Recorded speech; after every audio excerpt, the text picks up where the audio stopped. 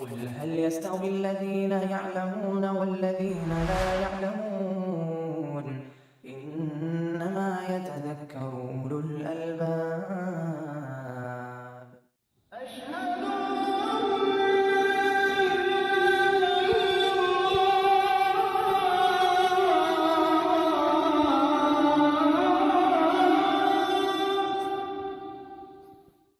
بسم اللہ الرحمن الرحیم الحمد للہ رب العالمین والعاقبۃ للمتقین ولا عدوان الا علی الظالمین والصلاة والسلام علی خاتم النبیین وامام الانبیاء والمرسلین نبینا وامامنا محمد وعلی آلہ وصحبہ اجمعین اما بعد فباب سترۃ المصلی، مصلی کے سترے کا باب۔ سترہ ہر وہ چیز جس کے ذریعے آدمی بچاؤ اختیار کرے، جس کے ذریعے آدمی پردہ کرے، لیکن فقہا کی اصطلاح میں اس کا استعمال یہ ہے یا اس کا اطلاق یہ ہے کہ مصلی نمازی اپنے سامنے کوئی لاٹھی یا کوئی بیگ جو اس کے ہاتھ میں ہے یا اسی طریقے سے کھمبا یا دیوار، کوئی ایسی چیز کے سامنے نماز پڑھے جو لوگوں کو گزرنے سے روکے، اور آدمی یہ دیکھے کہ آدمی نمازی کسی چیز کو سامنے رکھ کر نماز پڑھ رہا ہے، کتابوں کا ایک گٹھڑ اس نے رکھ دیا ہے سامنے، یا اس کے ہاتھ میں جو بیگ تھا 12 انچ 18 انچ کھڑا وہ اس نے ڈال رکھا ہے، یا اسی طریقے سے اگر صحرائی علاقے میں ہے تو اس نے عنزہ یا لاٹھی یا تیر وغیرہ زمین میں پیوست کر رکھی ہے، گاڑ رکھی ہے، یا مسجد میں اگر ہے تو وہ دیوار کو سترہ بنائے ہوا ہے یا کھمبے کو بنائے ہوا ہے، یا گھر میں اگر نماز پڑھتا ہے تو اس حصے میں پڑھتا ہے جہاں اس کی کوئی الماری ہو یا کوئی اور دیوار ہو، تاکہ کوئی اگر گزرنا چاہے تو وہ احتیاط کرے، اور اس طریقے سے خود اس کی نماز ٹوٹنے سے یا نماز میں خشوع اور خضوع کم ہونے سے بچ جائے۔ تو اپنی نماز کی حفاظت کے لیے بھی ضروری ہے، اور دوسرے کو گناہ سے بچانے کے لیے بھی مناسب ہے کہ آدمی سترہ رکھ کے پڑھے۔ تو گویا کہ سترہ فقہا کی اصطلاح میں اس چیز کو کہتے ہیں جس کو نمازی اپنے سامنے رکھتا ہے تاکہ اس کے سامنے سے کوئی نہ گزرے۔ یقیناً سترہ مستحب ہے مصلی کے لیے، چاہے وہ امام ہو یا منفرد ہو، آبادی میں نماز پڑھے یا صحرا میں نماز پڑھے، ایسی جگہ نماز پڑھے جہاں سے کسی شخص کے گزرنے کا امکان نہ ہو یا گزرنے کا امکان ہو۔ استحباب میں تو کوئی اختلاف نہیں ہے، البتہ بعض اہل علم اس کے وجوب کی طرف گئے ہیں کہ سترہ رکھ کے نماز پڑھنا واجب ہے امام کے لیے، منفرد کے لیے۔ مقتدی کے لیے کوئی سترہ نہیں ہوتا ہے، کیونکہ امام کا سترہ ہی مقتدی کا سترہ ہوتا ہے، جبکہ دوسرے اہل علم نے اس کو سنت اور مستحب کے درجے میں رکھا ہے، لیکن دلیلوں کی روشنی میں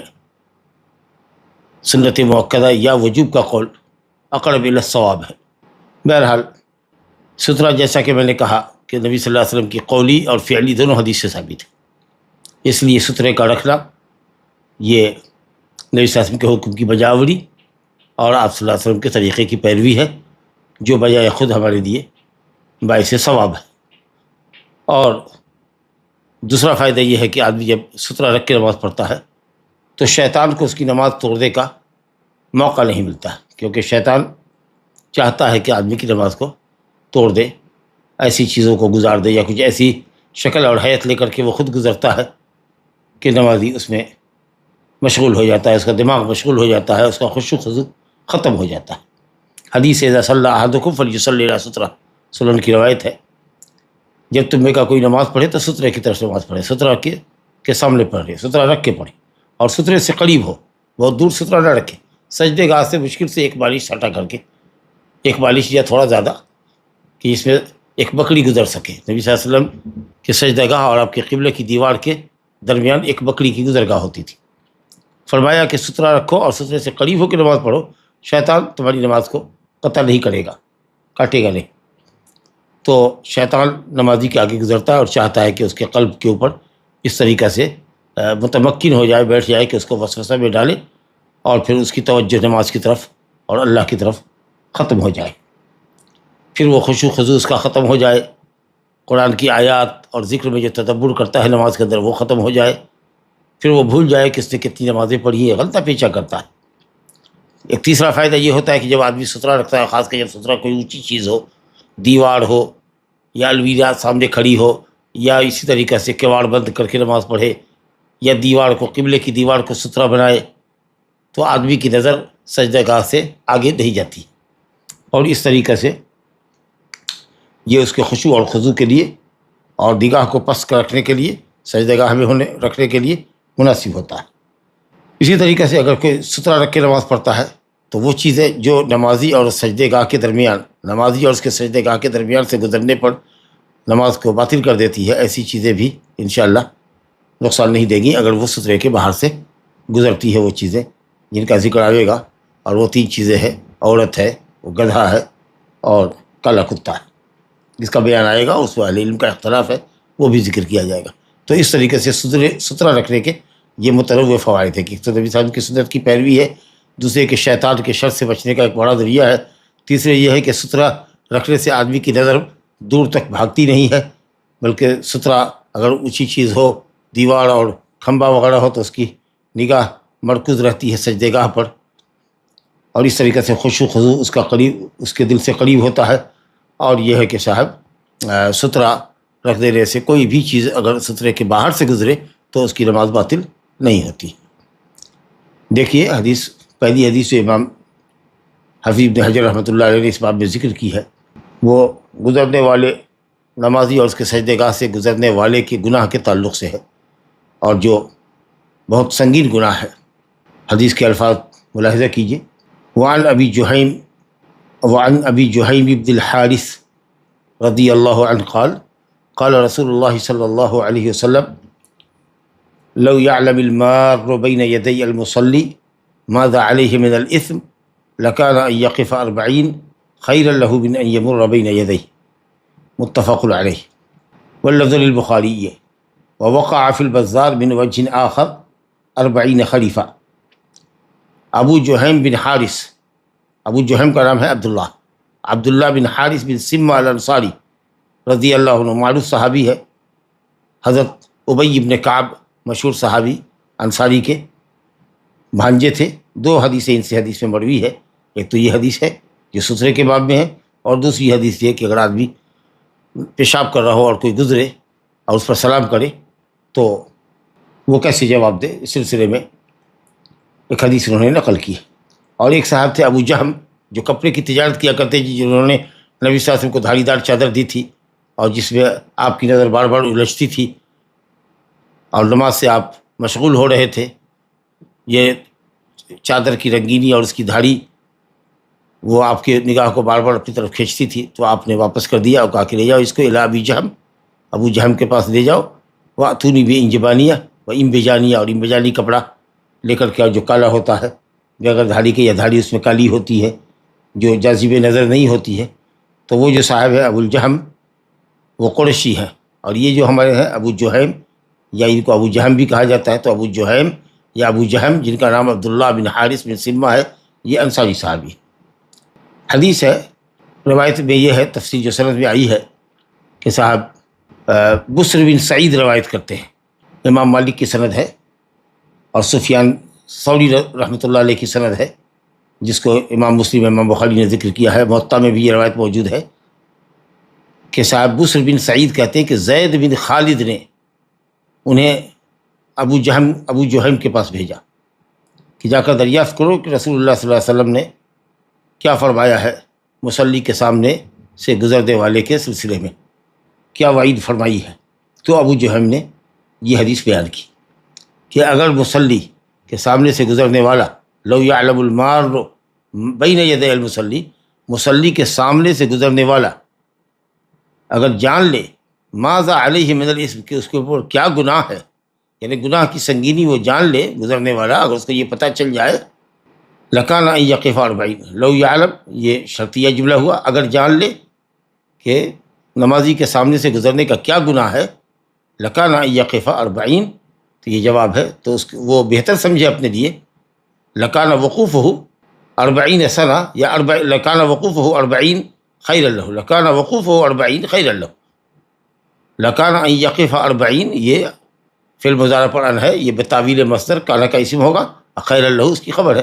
تو اس کا 40 ٹھہرنا بہتر ہو اس کے لیے نزدیک اس بات سے کہ وہ سامنے سے گزرے. یعنی اگر گزرنے والا نمازی کے آگے سے، نمازی اور اس کے سترے کے درمیان سے گزرنے والے کو پتہ چل جائے کہ گزرنے کا کیا گناہ ہے، تو وہ ٹھہرنے کو 40 ٹھہرنے کو بہتر سمجھے گا گزرنے کے مقابلے میں.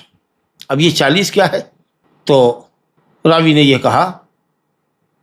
کہ صاحب وہ 40، ابو النضر کہتے ہیں کہ صاحب 40 معلوم نہیں کہ انہوں نے 40 دن کہا یا کہ 40 مہینہ کہا کہ یہ، یا کہ 40 سال کہا، 40 کہا. اگر مان لیجیے 40 دن بھی مان کے چلے،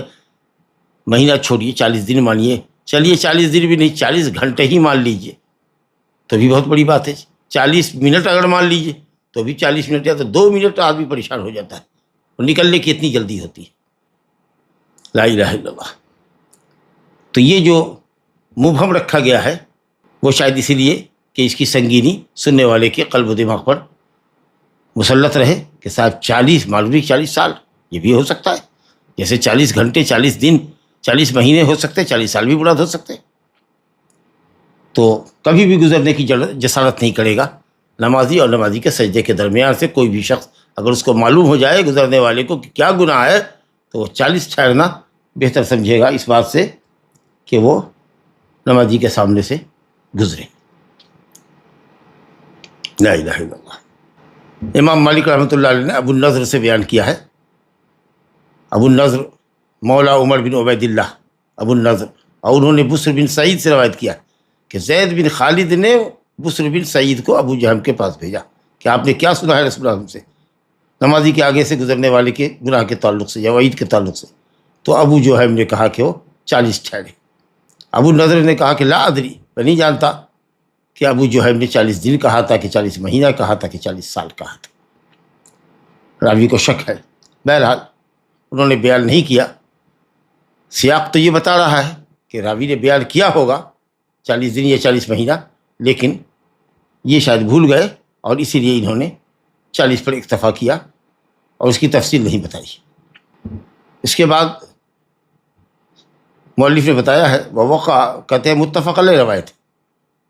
اور لفظ بخاری کا ہے، حالانکہ یہ بیان ہی یہی لفظ مسلم میں بھی آیا ہے، اس لیے اس وضاحت کی ضرورت بہت زیادہ نہیں تھی کہ واللفظ للبخاری، حدیث متفق علیہ. ابو جہم عبداللہ بن حارث بن سبان انصاری کی یہ حدیث کے الفاظ ہے لو یعلم المار بین یدی المصلی ماذا علیہ من الاسم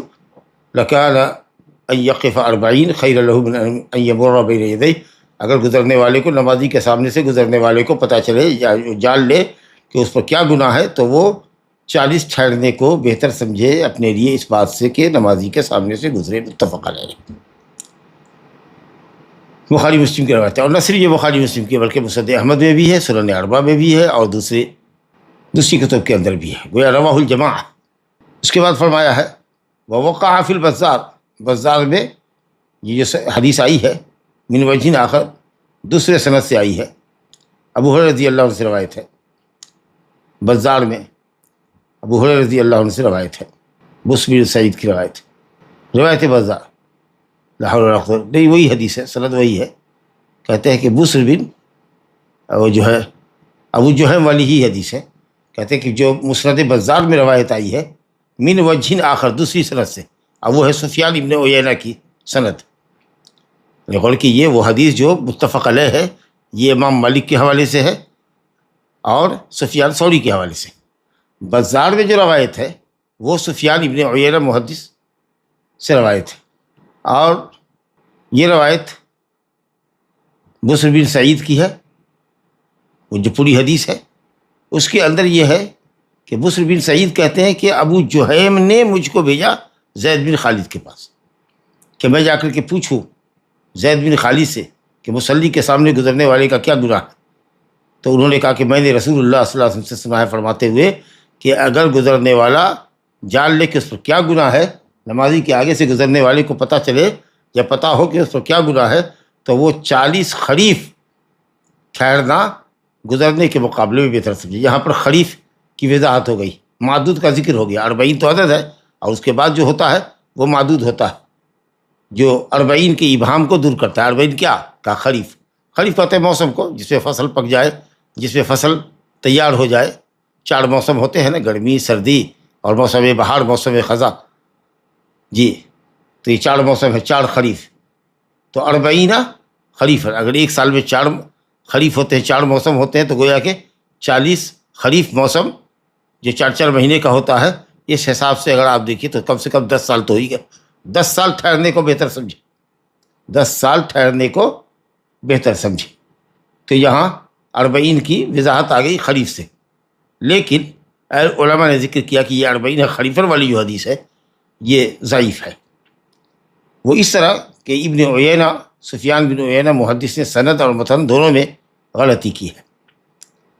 کیونکہ امام مالک اور سفیان ثوری نے ابو النضر سے جو روایت کی ہے اس کے اندر یہ ہے کہ زید بن خالد نے، غور کیجیے گا، زید بن خالد نے بسر بن سعید کو ابو جہیم کے پاس بھیجا کہ جا کر ان سے پوچھو۔ یہاں سند الٹ گئی ہے کہ ابو جہیم نے بسر بن سعید کو زید بن خالد کے پاس، گویا سائل کو مسئول بنا دیا گیا،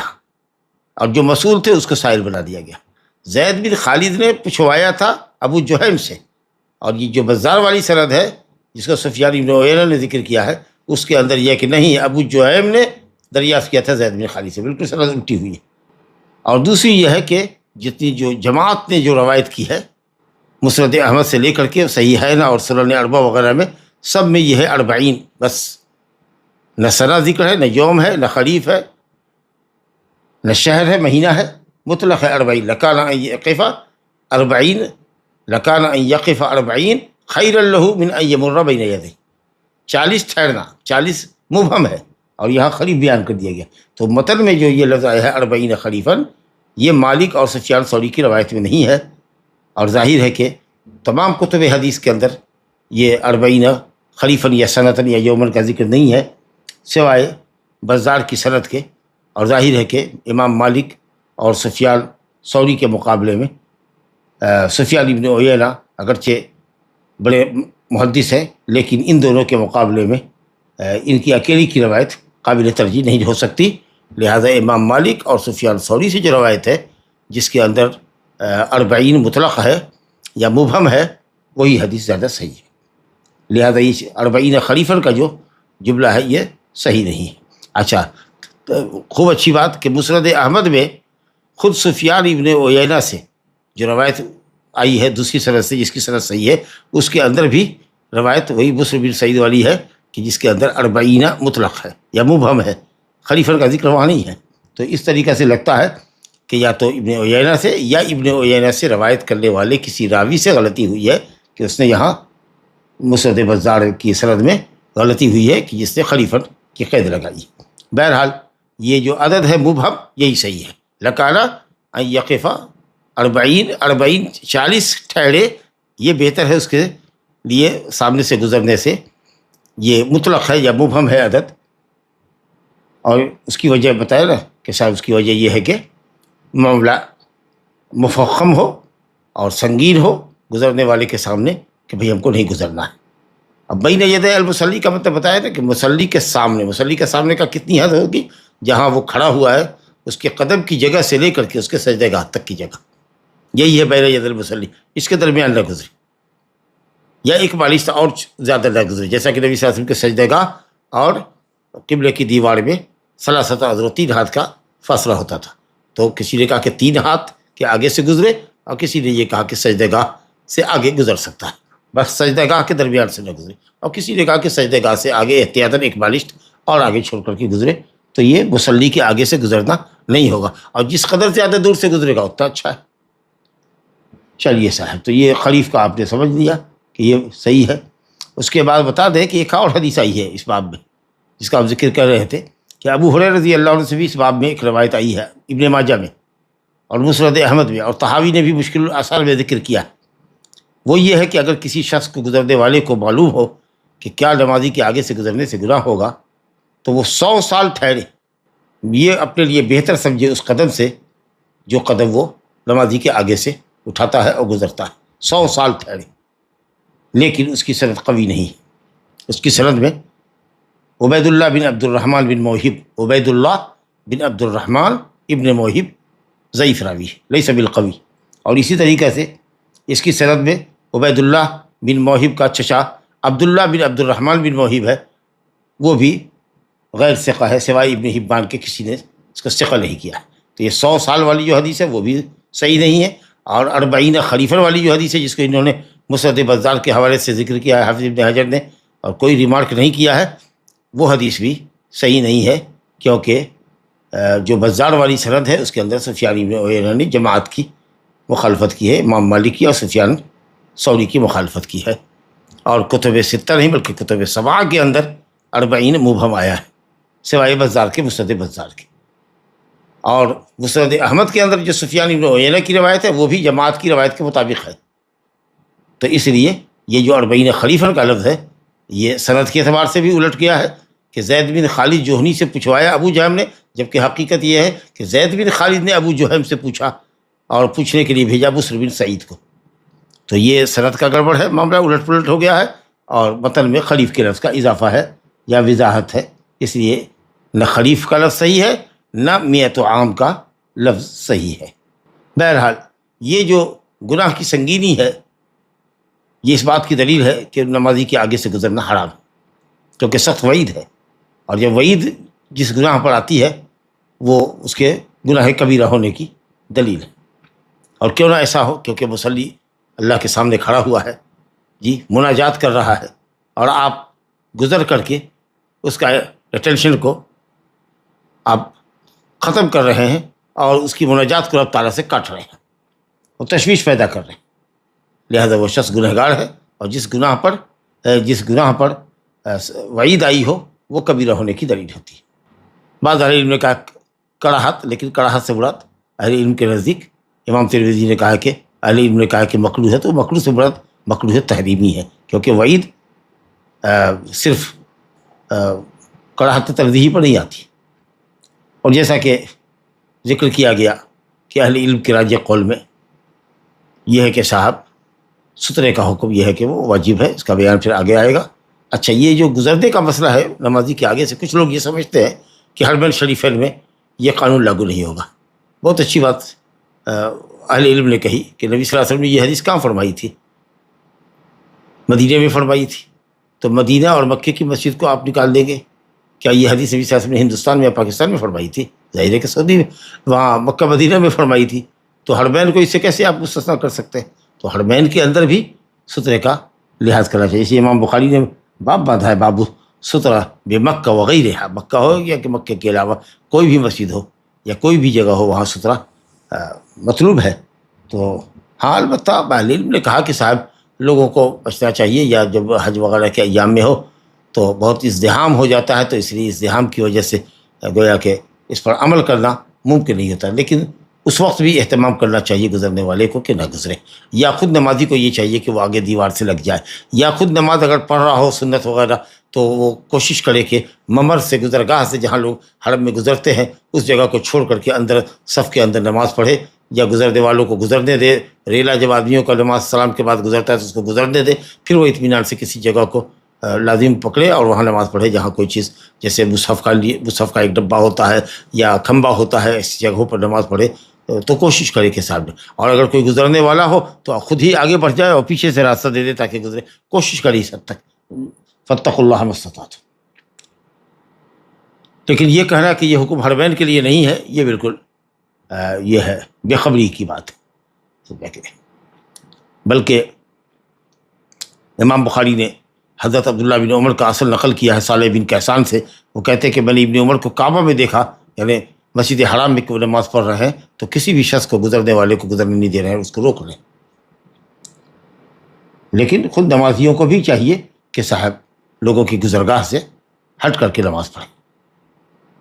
اسی طرح سے مطاف میں کھڑے ہو گئے، ظاہر ہے کہ جہاں پر طواف کرے وہاں پر تو آپ کا احترام نہیں ہوا، وہ جگہ طواف کے لیے ہے اصلاً،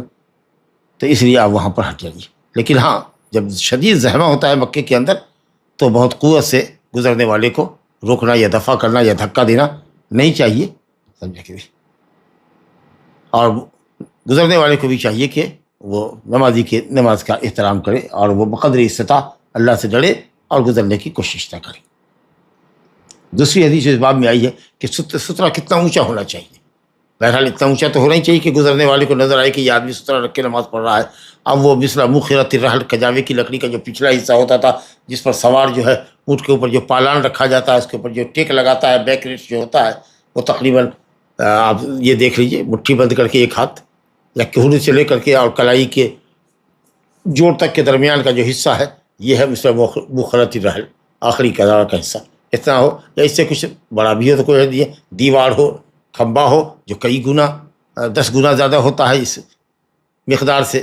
اور اگر اتنا نہ ہو تو پھر یہ ہے کہ صاحب تیر جو عام طریقے سے ایک بالشت کی ہوتی ہے، جو لوہے کی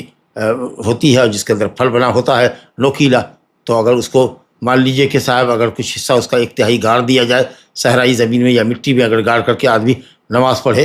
تو تقریباً اگر یہ 9 انچ ہے تو میرا خیال ہے کہ 6 انچ کی بلندی بھی کوئی چیز کی ہو جائے گی. 2-3 کتاب اگر اٹھی ہوئی ہے، 2-3 مصحف ہے جو رکھ دیا، یا اسی طریقے سے رحل ہے جس پر قرآن رکھ کے پڑھتے اس کو رکھ دیا، سمجھا کہ. اور ساؤتھ وغیرہ میں تو ہم لوگ دیکھا ہے صاحب وہ حیدرآباد بنگلور وغیرہ کے اندر مسجدوں کے اندر باقاعدہ وہ سترے کے لیے لکڑی بھی بنی ہوتی ہے، آدمی چاہے تو اس کو اٹھا کر کے رکھے اور اپنی نمازوں کی حفاظت کرے. سنن وغیرہ کے اندر سنت نماز پڑھنے میں، کیونکہ فرض نماز میں تو اس کا اپنا کوئی سترہ نہیں ہے، امام صاحب کا سترہ، تو فرض نماز میں اگر درمیان سے کوئی گزرتا بھی ہے تو کوئی حرج کی بات نہیں. تو سترے کی مقدار کتنی ہونی چاہیے، ارتفاع بلندی کتنی ہونی چاہیے، اس کا ذکر ہے اس حدیث میں. عن عائشہ رضی اللہ عنہ قالت سئل رسول اللہ صلی اللہ علیہ وسلم فی غزوۃ تبوک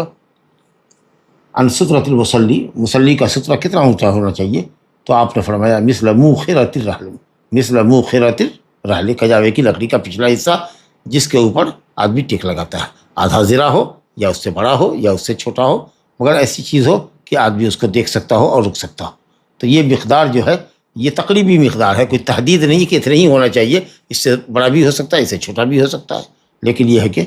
کچھ ایسا ہو کہ آدمی دیکھے. اور اگر کچھ نہیں ہے تو جیسا کہ میں نے کہا کہ حدیث آ رہی ہے کہ تیر ہی نصب کر دو جہاں نصب ہو سکتی ہے وہ تیر. اب وہ تیر جو عام طریقے سے ہوتی ہے وہ انگوٹھے سے لے کر کے یہ چھوٹی انگلی جو ہے ابہام سے لے کر کے بن سر تک، خنسر تک چھوٹی انگلی جو ہے یہ ایک بالشت، اس سرے سے لے کر انگوٹھے کے سرے سے لے کر کے چھوٹی انگلی کے سرے تک اتنا تقریباً لمبا ہوتا ہے، اور اسی کے اندر نوکیلا پھل لگا ہوتا ہے مثلث. تو اگر اس کو گاڑ دیجیے گا آپ تو اگر مان لیجیے کہ وہ تیر کا وہ جو پھل والا نوکیلا حصہ اگر وہ گڑ گیا تو تقریباً 6-7 انچی جگہ اٹھی رہتی ہے، جو کجاوے کی لکڑی کے مقابلے میں کم ہے. تو اگر نہیں ہے کوئی اونچی چیز آپ کے سامنے رکھنے کی، یا دیوار اور کھمبے کو آپ سترا نہیں بنا پا رہے ہیں، یا کوئی لکڑی نہیں ہے جس کو آپ رکھ سکیں، یا بیگ وغیرہ نہیں ہے جو 1 ہاتھ کا اونچا ہو، تو اگر اتنی بھی اونچی چیز ہو آپ کے پاس جی انگوٹھے کے سرے سے لے کر کے سب بابا انگلی کے سرے تک، تو اتنی بھی کھڑی چیز کو رکھ دینا چاہیے. اور پھر آگے حدیث آئے گی جس کی سند میں اہل علم نے کلام کیا ہے، لیکن اکثر اہل علم نے کہا کہ حدیث حسن ہے کہ اگر کچھ نہ ہو تو کم سے کم ایک خط، ایک لکیر ہی کھینچ دی جائے. تو اب تو لکیر کا مسئلہ مسجد میں نہیں ہے کیونکہ قالین بچھی ہوتی ہے، تو ہم اس کو اب کیا سمجھیں گے. بس یہ ہے کہ مصلی کا جو آخری کنارہ ہے جس کے اوپر بندہ سجدہ کرتا ہے اس کے آگے سے وہ گزرنے والا گزر سکتا ہے. ہاں یہ کسی چیز کو گاڑنے کا مسئلہ یا لکیر کھینچنے کا مسئلہ، اگر کوئی بھی چیز نہ پائی جائے تو آخر میں مجبوری میں صرف لکیر کھینچ دی جائے جو سترے کے قائم مقام ہو، یا کوئی ڈنڈا ہے تو اس کو کھڑا کر دیا جائے، یا نہیں ہے تو اس کو پھیلا کے رکھ دیا جائے دائنے سے بائیں طرف. تو جو یہ ہے دائیں سے بائیں طرف یہی نہ ہوگا گزرنا. اگر کوئی سیدھا چلا جا رہا ہے، یا کوئی بیٹھا ہوا ہے، یا کوئی کھڑا ہو گیا، یا کوئی سویا ہوا ہے، تو وہ اس حکم میں داخل نہیں ہے، الا کہ تشویش کا باعث ہو تو اور بات ہے. ورنہ مرور تو اسی کو کہیں گے کہ صاحب نمازی نماز پڑھ رہا ہے اور اس کے دائیں سے بائیں یا بائیں سے کوئی دائیں گزرے اس کے اور سجدے تک گا کے درمیان سے. تو سترے کی اونچائی آپ نے دیکھی کہ صاحب کجاوے کی لکڑی کا پچھلا حصہ جو نصف زرہ سے تھوڑا بڑا ہوتا ہے. اور اگر وہ نہ ہو تو یہ حدیث ہے ان صبر ابن معبد الجہنی قال قال رسول اللہ صلی اللہ علیہ وسلم لیستتر احدکم فی صلاته ولو بسہم، تم میں کا کوئی لیستتر امر کا صیغہ ہے، تم میں کا کوئی جب نماز پڑھے تو نماز میں سترہ بنائے، چاہے تیر ہی کو کیوں نہ ہو، چاہے وہ تیر ہی کیوں نہ ہو، یعنی تیر کو کھڑا کر دے. اخرجہ الحاکم، امام حاکم نے روایت کیا، اور مسند احمد میں بھی یہ روایت ہے۔ ولو بسہم، لو تقلیل کے لیے ہے کہ اگر کچھ زیادہ نہیں اونچی چیز نہیں مل رہی ہے تو چلو بھائی ایک تیر ہی لگا دو جو ایک بالشت کے برابر ہوتی ہے۔ تو کوئی بھی ایسی چیز جو کھڑی ہو، اونچی ہو مصلی کے سامنے، چاہے وہ قصیر ہی کیوں نہ ہو یا باریک ہی کیوں نہ ہو، جیسے کہ تیر کی لکڑی ہوتی ہے، تو وہ انشاءاللہ تعالیٰ کافی ہے سترے کے لیے۔ اگر کجاوے کی لکڑی جیسی کوئی موٹی چیز اور بڑی چیز نہیں ہے، اونچی چیز نہیں ہے، تو ایک تیر ہے تو اسی کو آپ رکھ سکتے ہیں۔ اب جیسا کہ میں نے کہا تھا، یہ سب جو وجوب کا صیغہ ہے، فلیستتر یا فلیجعل سترا، جو لفظ آیا ہے کہ اگر نماز پڑھے، لیستتر احدکم، امر کا صیغہ ہے، لام امر ہے، تم میں کا کوئی نماز میں سترہ رکھے، یعنی ہر نمازی نماز میں سترہ رکھے، بشرطے وہ منفرد ہو یا امام ہو، چاہے تیر ہی کیوں نہ ہو۔ اور حدیث صحیح ہے، سند اس کی حسن ہے، تو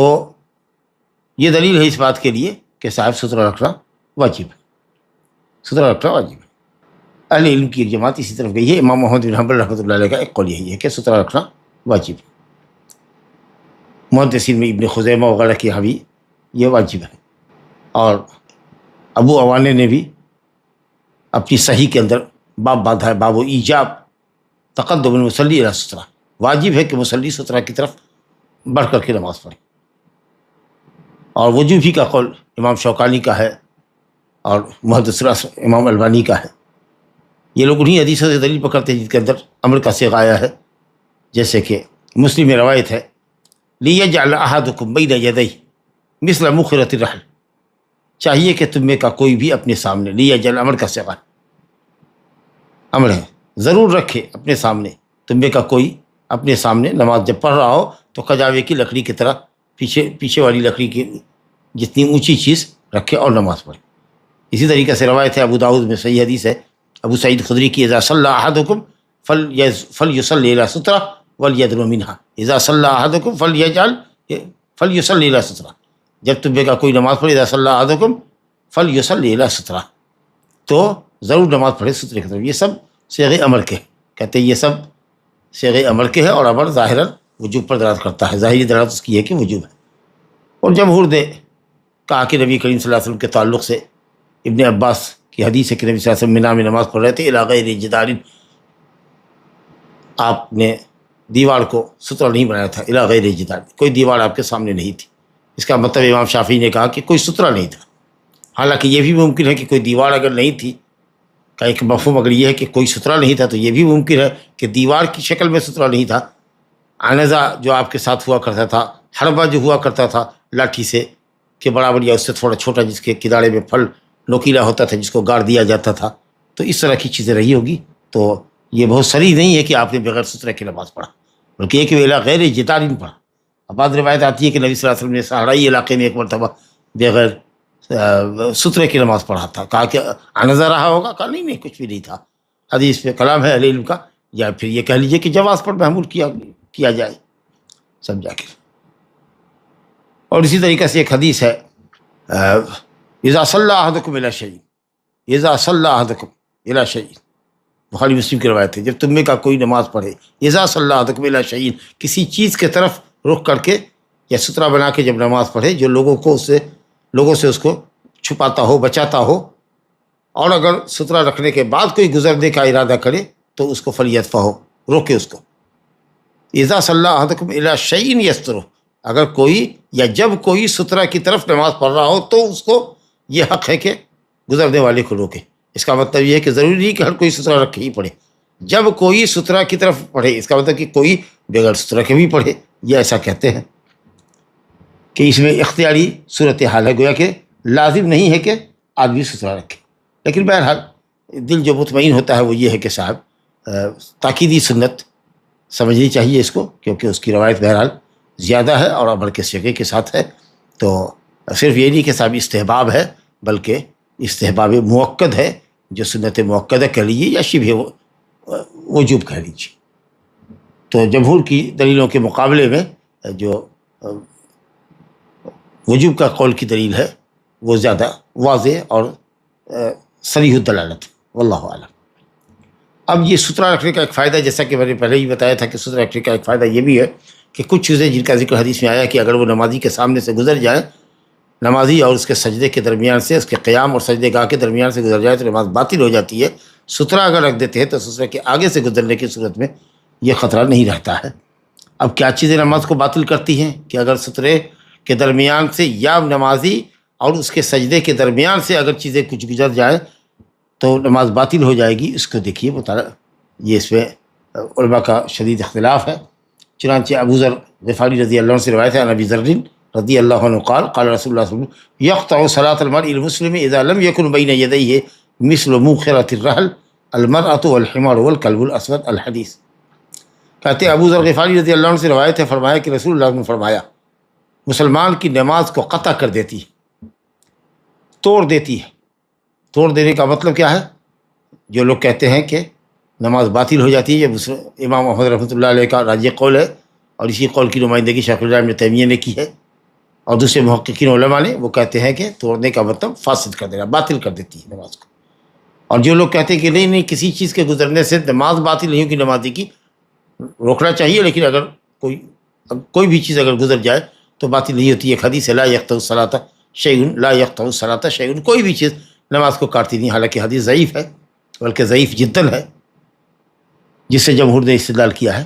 تو وہ قطع یقطع کا ہمارے یہاں پر کہتے ہیں کہ خشوع خضوع میں کمی آتی ہے، ثواب میں کمی آتی ہے، نقص مراد ہے کہ نماز ناقص ہوتی ہے، یہ مطلب ہے۔ حالانکہ قطع یقطع کا مطلب نماز کاٹ دینا، یعنی نماز صحیح نہیں ہوتی ہے۔ چنانچہ حدیث ہے کہ صاحب تعاد الصلاۃ، نماز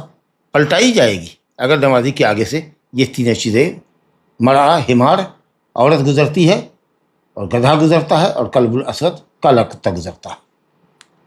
مسلم میں ہے الکلب الاسود شیطان، کالا کتا شیطان ہے۔ پوچھا گیا کہ یہ کالا کتا ہی کیوں یا رسول اللہ؟ تو کہا گیا پیلا کیوں نہیں، لال کیوں نہیں؟ تو کہا کالا کتا شیطان ہے،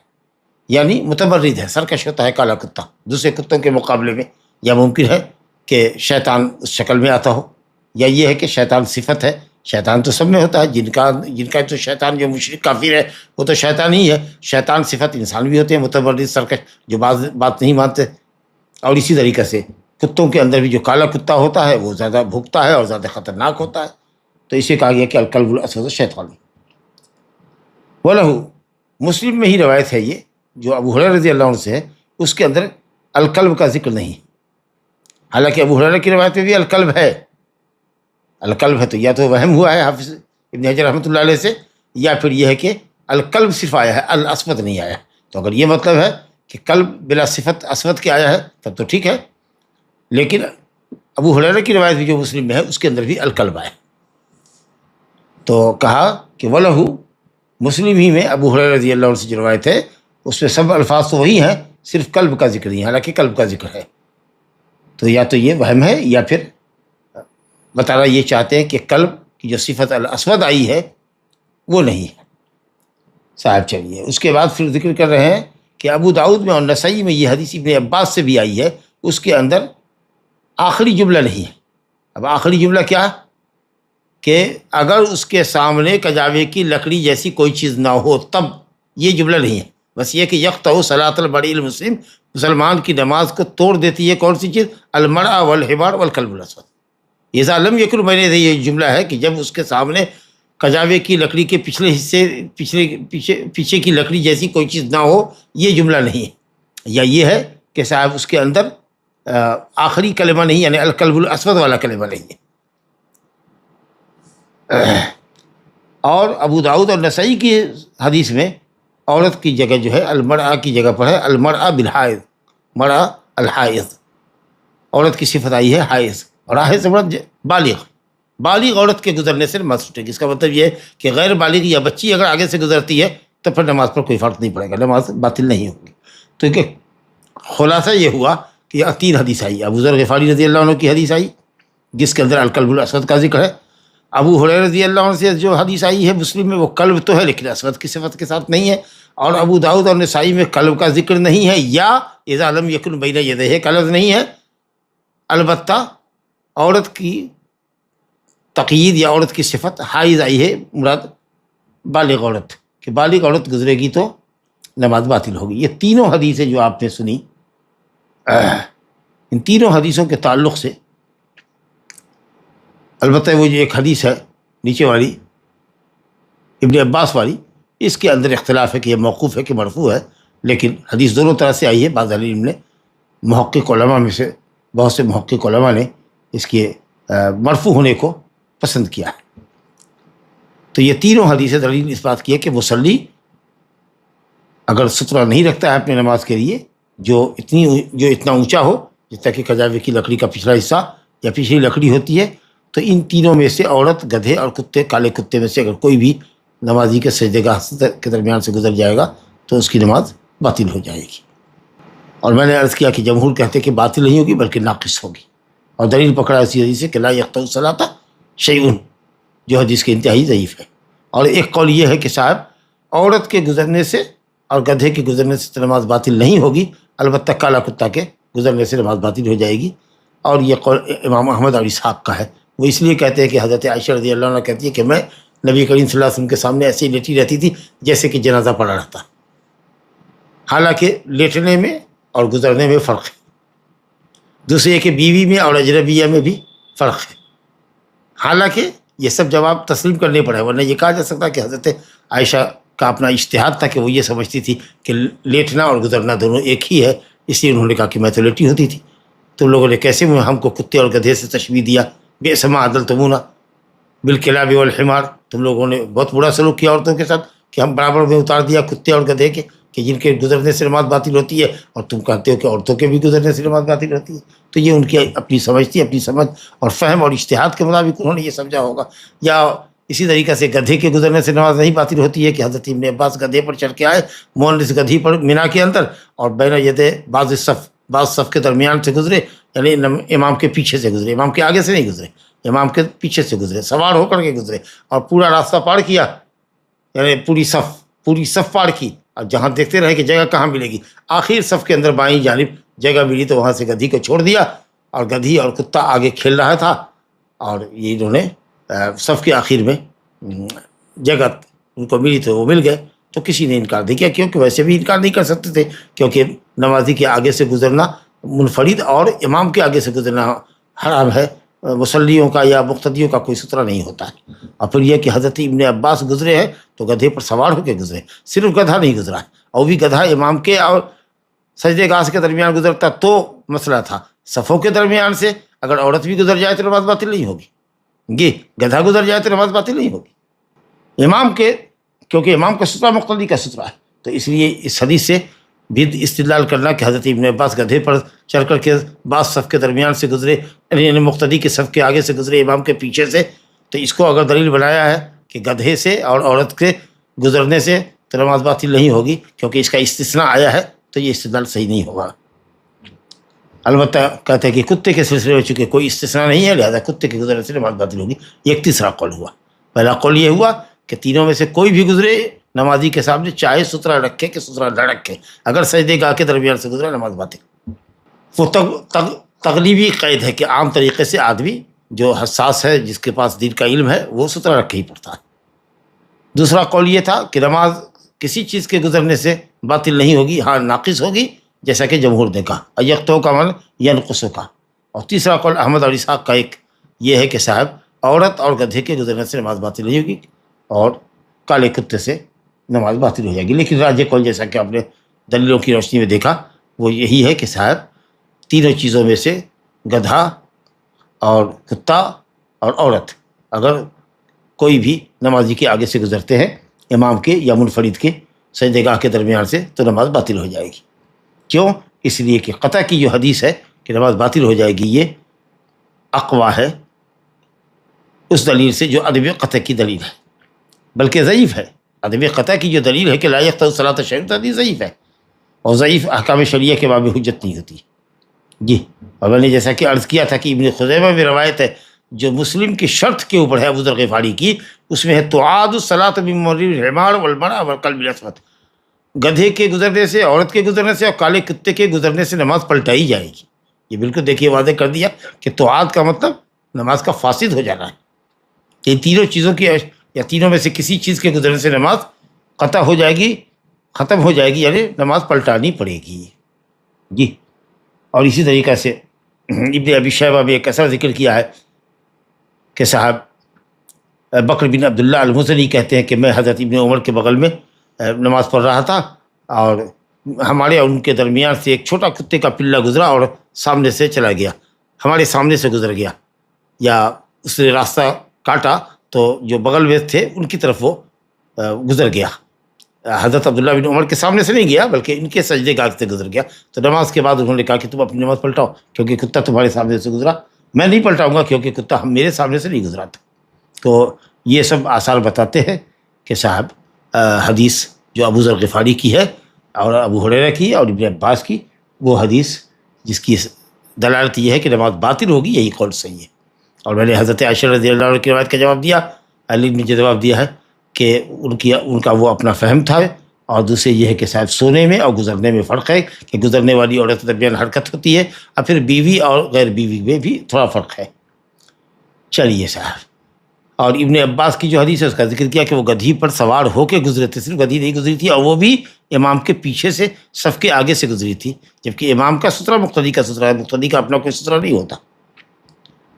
لا الہ الا اللہ۔ اچھا، یہ عمومی حدیث کہ عورت کے گزرنے سے نماز باطل ہوگی، اس میں مرد عورت کے درمیان کوئی فرق نہیں۔ اگر مرد نماز پڑھ رہا ہے، اس کے سامنے سے گزرا، عورت گھر میں نماز پڑھ رہی ہے، مان لیجیے کہ کتے کا بچہ گزر گیا یا کوئی دوسری عورت اس کے سجدے کے درمیان سے گزر گئی، بالغہ عورت، سمجھا کہ اس کی بھی نماز باطل ہو جائے گی۔ اچھا صاحب، اب آگے دیکھیے، اگر کوئی شخص نمازی کے سجدے کے درمیان سے گزرے، یا سترہ رکھے ہوا ہے اور تب زبردستی کر رہا ہے اور گزر رہا ہے، تو کچھ لوگوں نے تو یہ کہا کہ اگر سترہ رکھ کے نماز پڑھ رہے ہو تو پوری قوت سے اس کو روکو، پہلے تو اشارہ کرو ایک انگلی سے، اس کے بعد ہاتھ پورا پھیلاؤ، اور اس کے بعد بھی اگر کرتا ہے تو دھکا دو اس کو۔ یہ اس شخص کے لیے حکم ہے جو سترہ رکھ کے پڑھے، لیکن راجح قول یہ ہے کہ کوئی بھی آدمی جو بغیر سترے کے بھی نماز پڑھتا ہو، اگر اس کے سامنے سے کوئی گزرے تو اس کو روکے۔ مسلم بخاری بھی ایک روایت ہے ابو سعید خدری سے مطلق کہ اذا صلی احدکم واراد احد ان یجتاز، کوئی شخص نماز پڑھے اور کوئی گزرنا چاہے تو اس کو روکے۔ لیکن یہاں حدیث ابو سعید کی جو متفق علیہ روایت ہے اس کے اندر ہے کہ رسول اللہ نے فرمایا اذا صلی احدکم الی شیء یسترہ من الناس، اگر کوئی آدمی سترہ رکھ کے نماز پڑھتا ہے اور پھر کوئی اس کے سامنے سے گزرنا چاہتا ہے فلیدفعہ، تو اس کو دفع کرے، اس کو روکے، اس کو گزرنے نہ دے۔ اور اگر وہ انکار کرتا ہے اور پھر گزرنے پر ہی اصرار کرتا ہے فلیقاتل ہو، تو اس کو شدت سے دھکا دے۔ اس کو قتال کرنے کا تو حقیقی قتال نہیں ہے کہ مارنا شروع کر دے یا لاٹھی سے ڈنڈے سے پیٹنا لگے یا ہتھیار چلائے، نہیں، بلکہ قوت کے ساتھ اس کو روکنا۔ کہتے ہیں کہ فإنما هو شیطان، کیونکہ وہ شیطان ہے، متمرد ہے، یا تو شیطان انسان کی شکل میں آیا ہے، یا ہو سکتا ہے کہ یہ آدمی ہی ہو حقیقت میں لیکن شیطان صفت ہو، تو اس کو روکو۔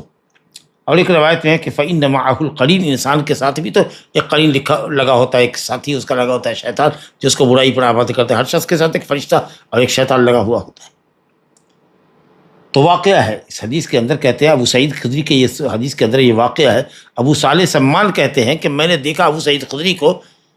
ابو صالح سمان کہتے ہیں، تابعی ہیں، کہتے ہیں میں نے ابو سعید خدری کو دیکھا جمعہ کے دن نماز پڑھ رہے ہیں، سترے کے سامنے ہیں، ایک نوجوان آیا، وہ گزرنا چاہتے، رک گیا وہ، پھر اس نے راستہ ادھر ادھر دیکھا، کہیں سے اس کو کوئی راستہ گزرنے کا نہیں ملا، تو پھر وہ دوبارہ سے پلٹا کہ وہ گزرے۔ بس حضرت ابو سعید خدری نے اس قدر دوبارہ زور سے دھکا دیا کہ وہ آدمی گر گیا، اور گرنے کے بعد اس کو تھوڑی چوٹ بھی لگی۔ چنانچہ وہ حضرت ابو سعید خدری کے خلاف گیا مروان بن حکم، مدینہ کے گورنر کے پاس شکایت لینے، اور یہ سمجھ رہے تھے گیا ہوگا سیدھا وہی، کیونکہ اس کو قوت سے دھکا دیا، وہ گرا ہے۔ حضرت ابو سعید خدری بھی پیچھے گئے وہاں، تو کہا ابو سعید سے مروان نے کہ کیا بات ہے آپ کے اور یہ جو آپ کے بیٹے کی عمر کا ہے، اس کو کہا ابن اخی کا، بھائی کا، آپ کا بھتیجا، یعنی بھتیجے کی عمر کا ہے، بیٹے کی عمر کا ہے، اس لیے بڑے لوگوں کے لیے، بڑا آدمی کے سامنے چھوٹا تو بیٹے اور بھتیجے ہی کے لائق ہوتا ہے، حقیقی بھتیجا نہیں تھا۔ بس کہا کہ کیا معاملہ ہے آپ کے اور آپ کے بھتیجے کے درمیان، یہ نوجوان لڑکا ہے، آپ ماشاءاللہ سینئر آدمی ہیں، عمر دراز آدمی ہیں، کیا جھگڑا ہوا ہے؟ انہوں نے کہا کہ میں نے نبی صلی اللہ علیہ وسلم سے ایسا سنا ہے کہ ایک آدمی سترہ رکھ کے نماز پڑھ رہا ہو اور کوئی گزرے تو اس کو روکے، اور اگر وہ باز نہ آئے اور دوبارہ پلٹنا چاہے تو اس کو پوری قوت سے اس کو دھکا دے، اور اگر اس کو چوٹ لگتی ہے تو پھر اس کا کوئی تاوان نہیں ہے، کوئی جرمانہ نہیں ہے۔ تو یہ جو لفظ ہے فَأَرَادَ أَحَدٌ أَن يَجْتَازَ فَلْيَدْفَعْهُ فِي نَحْرِهِ، مسلم میں روایت ہے، پوری شدت سے گردن میں ہاتھ دے کے اس کو پیچھے لوٹائے۔ فَإِنَّ مَعَهُ الْقَرِينَ، اس کے ساتھ قرین ہے، یعنی وہی شیطان جو اس کو آمادہ کرتا ہے۔ اب یہ جو لفظ ہے اذا صلی احدکم الی شیء، کوئی چیز رکھ کے نماز پڑھے اور گزرنا چاہے کوئی سترے کے درمیان سے، تو روکے، یہ ایک چیز ہے۔ کسی لوگوں نے کہا کہ یہ علت آپ کو لینی پڑے گی، اور اگر بغیر سترے کے نماز پڑھ رہا ہے تو پھر اس کو اس قوت سے روکنے کا حق نہیں ہے۔ لیکن انشاءاللہ جو صحیح قول ہے وہ یہ ہے کہ صاحب سترہ رکھ کے پڑھے تو تاکید ہے کہ اس کو روکے، اب بغیر سترہ کے بھی اگر پڑھتا ہے یا کوئی سجدے گاہ سے گزرتا ہے تو اس کو روکے، اور رکنا چاہیے اس کو، مطلق گزرنے والے کو رکنا ہے، چاہے سترہ ہو یا سترہ نہ ہو۔ بس وہ جو قید آئی ہے کہ اس کے آگے مثل مخرط الرحل ہو، لکڑی ہو کہ اتنی اونچی چیز ہو، اس قید کا کچھ لوگوں نے اعتبار کیا ہے، اور کچھ نے بدء الخلق کے اندر ابو سعید خدری کی روایت آئی ہے، اذا مر بین یدی احدکم شیء وهو یصلی، تم میں سے کسی بھی نمازی کے سامنے سے اگر کوئی چیز گزرے تیرا حال ہے کہ وہ نماز پڑھ رہا ہو، فلیمنعہ، فإن ابا فلیمنعہ، فإن ابا تیسری مرتبہ میں اگر پھر بھی نہیں رکتا فلیقاتلہ فإنما هو شیطان۔ تو یہاں سترہ رکھنے کی بات نہیں۔ تو کسی نے کہا کہ مطلق کو مقید پر محمول کر لو سترہ رکھنے پر، اور کسی نے کہا کہ نہیں، یہاں مطلق اور مقید کی بات نہیں ہے، بلکہ یہ ہے کہ صاحب تعارض نہیں ہے مطلق اور مقید کے درمیان کہ ہم اس کو محمول کر لیں۔ عام طریقہ سے سترہ لوگ رکھتے ہیں، اگر کوئی کسی نے نہیں رکھا تو کوئی حرج نہیں۔ اچھا، نماز کے اندر تھوڑی سی حرکت کہ اگر کوئی گزر رہا ہے تو ذرا سے ایک دو قدم آگے بڑھ کر کے اس کو روکا، کیونکہ ظاہر ہے کہ اس سجدہ گاہ ہمارا 3 ہاتھ کی دوری پر ہے، یا وہ کھمبا جس کو ہم نے سترہ بنایا ہے،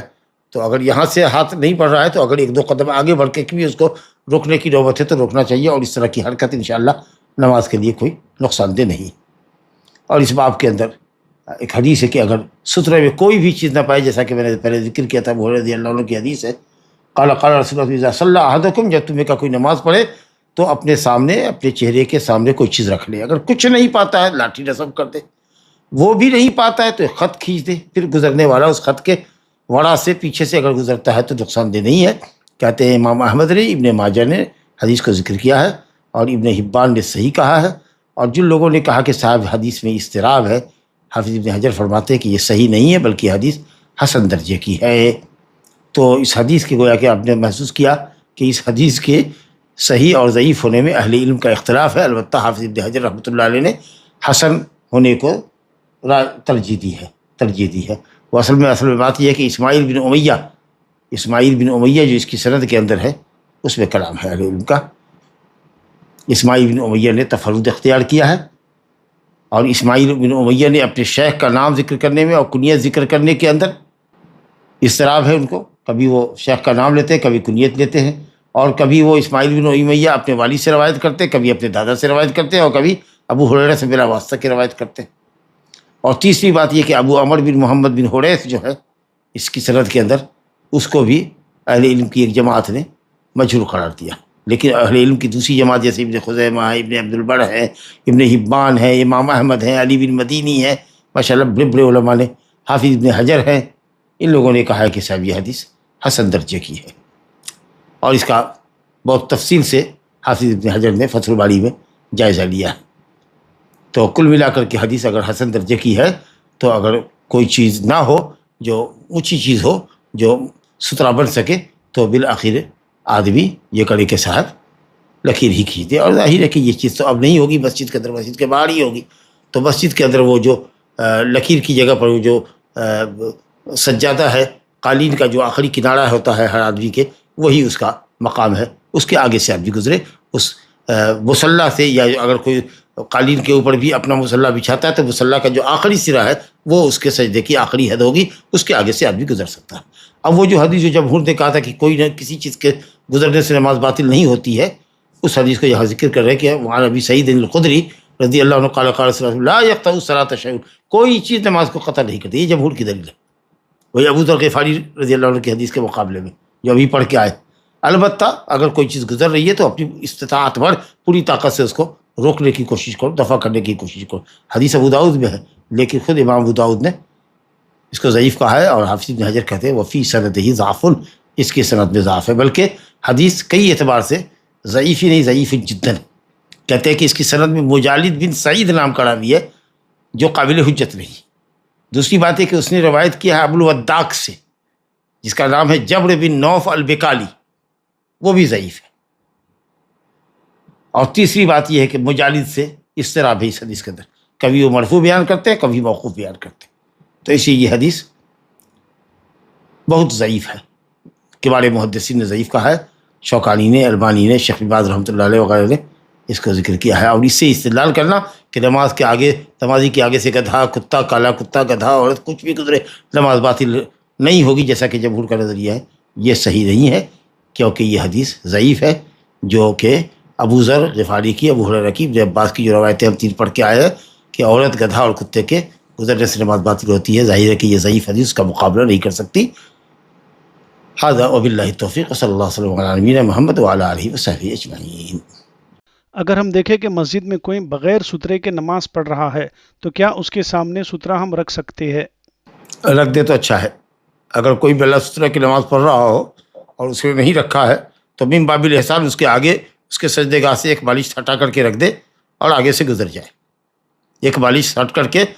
آگے سے گزر جائے اور سترہ بھی رکھ دے تاکہ دوسرے لوگ اس کا لحاظ کریں. اگر ہسبینڈ وائف گھر میں جماعت سے نماز پڑھ رہے ہیں اور ہسبینڈ نے غلطی کی تو وائف متنبہ کیسے کرے؟ سبحان اللہ کہے یا تالی بجائے؟ تالی ہی بجانی چاہیے. انما تصفیق للنساء، تصفیق عورت کے لیے. شوہر ہی کیوں نہ امامت کر رہا ہو کسی عورت کا، اگر وہ اس کی غلطی پر اس کو متنبہ کرنا چاہتی ہے تو تالی بجائے گی، تصفیق کرے گی، نہ کہ تسبیح. اگر نمازی بغیر سترے کے نماز پڑھ رہا ہے تو اس کے سامنے بیگ رکھے، ہم گزر جائیں پھر بیگ لے لے، ایسا کر سکتے ہیں کیا؟ ہاں، کوئی حرج نہیں ہے، اس تکلف کی ضرورت بھی نہیں ہے. جب آپ اٹھا رہے ہیں تو آپ رکھیے مت، سجدے گاہ سے ایک بالش ہٹ کر کے آپ گزر جائیے. نمازی کے قیام اور سجدے گاہ کے درمیان یا قبلے کی دیوار کے درمیان نبی صلی اللہ علیہ وسلم کے 3 ہاتھ کا فاصلہ ہوتا تھا. 3 ہاتھ کے فاصلے سے آپ گزر جائیے. یا سجدہ گاہ سے اور دیوار، قبلے کی جو دیوار ہوتی تھی نبی صلی اللہ علیہ وسلم کے سامنے ایک بکری کی گزرگاہ ہوتی تھی، ممکن ہے کہ 12 انچ. تو اگر 10-12 انچ کے فاصلے سے اگر سجدہ گاہ سے آپ گزرتے ہیں تو گزر جائیے، آپ اپنا بیگ لیتے جائیے. ہاں، لیکن اگر کوئی ایسی چیز ہے جو مسجد کی چیز ہے جو اسٹل رہے گی، نماز پڑھنے تک اس کے سامنے رہے گی، تو ایسی کوئی چیز اگر رکھ دیتے ہیں تو یہ اس نمازی پر احسان ہے، اور بعد میں گزرنے والوں کے لیے معاملے کو آسان کرنا ہے کہ وہ گزر جائے گا. لیکن آپ اگر اپنا کوئی بیگ رکھنا چاہتے ہیں تو اس کی کوئی ضرورت نہیں ہے، آپ تھوڑا آگے سے نکل جائیے. لیکن بالکل اس کے سجدے گاہ سے لگ کر کے جیسے صفیں ہوتی ہے اور آپ امام نے سلام پھیر دیا اور آپ کی پیٹھ اور اس کا سر دونوں برابر میں لگ رہے ہیں، 2 انچ کا فاصلہ ہو سکتا ہے، تو ایسی صورت پہ آدمی کو اٹھنا نہیں چاہیے. نمازی کو نماز کی فراغت کا انتظار کرنا چاہیے. وہ فارغ ہو جائے تو اٹھے، 2 منٹ تو لگے گا، 2 منٹ 3 منٹ 4 منٹ سب بیٹھے. لیکن اگر آپ آگے سے ایک صف آگے چلے جائیں پھر گزرتے ہیں تو کوئی مسئلہ نہیں. اگر جماعت میں 2 لوگ ہیں تو مقتدی کیا امام کے ساتھ ٹھہرے گا یا تھوڑا پیچھے ٹھہرے گا؟ ایک دم برابر میں کھڑا ہوگا. امامت کا باب آنے والا ہے ابھی. ایک دم برابر میں کھڑا ہوگا، پاؤں کو پاؤں سے ملا کے کھڑا ہوگا. 2 آدمی ساتھ پڑھ رہے ہوں، 2 عورتیں ساتھ ہو، دونوں پاؤں کو پاؤں سے ملا کے پڑھیں گے، ایک دم برابر، کندھا پہ کندھا ملا کے اور پاؤں کو پاؤں سے ملا کے. آگے پیچھے ہونے کی کوئی دلیل نہیں.